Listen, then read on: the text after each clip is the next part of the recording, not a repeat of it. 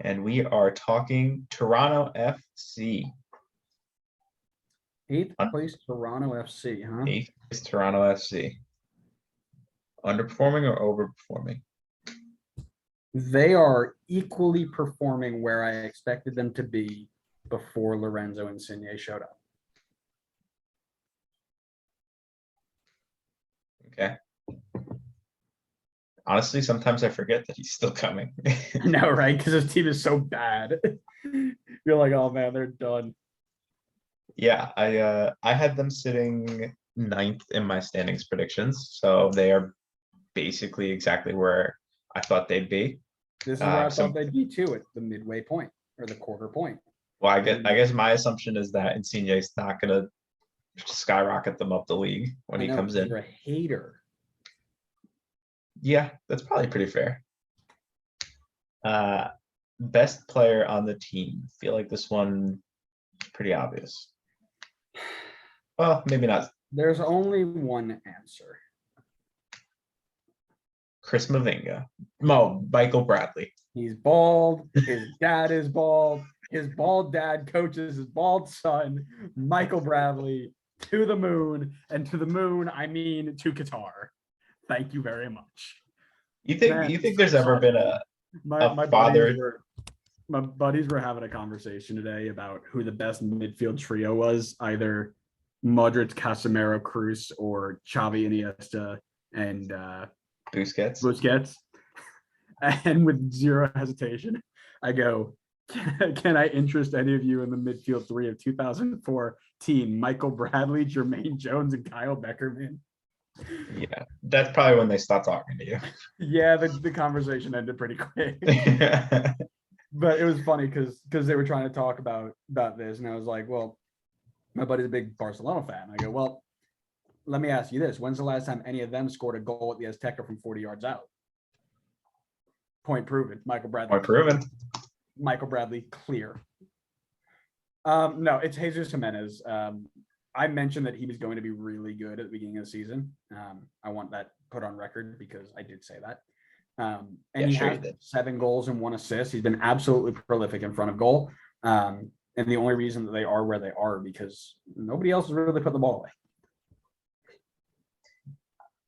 Yeah, I think he's been their best player as well. I didn't realize that Pozuelo and Jonathan Osorio had such high ratings. 5 goal contributions for the two of them as well. Higher than I expected. But yeah, Jesus Jimenez, he's just, I feel like for a lot of people, he's been quietly scoring a ton of goals. I mean, I think he's close, if not like tied for Golden Boot at the moment, but he's definitely up there. I mean, he's really made the striker position his own for Toronto.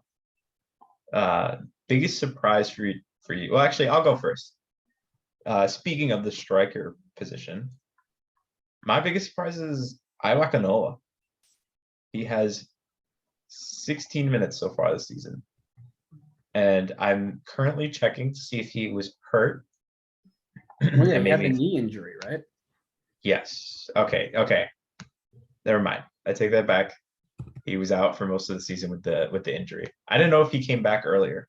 He was on the bench for 2 games, and then he got 16 minutes against Cincy. But with the way Jimenez is playing, it's going to be tough for Akinola to get back in there. I'll let you go then while I think of a different one, because that's not a fair surprise to say. For me, it is the number of youth players that Toronto are cycling in. I feel like it's always been about like the big 3 plus some really good veterans for a long time. Number of players that have at least 100 minutes and are under 20 or 23 years or under. You've got 1, 2, 3, 4, 5, 6, 7, 8. 8 players who have at least 100 minutes this season.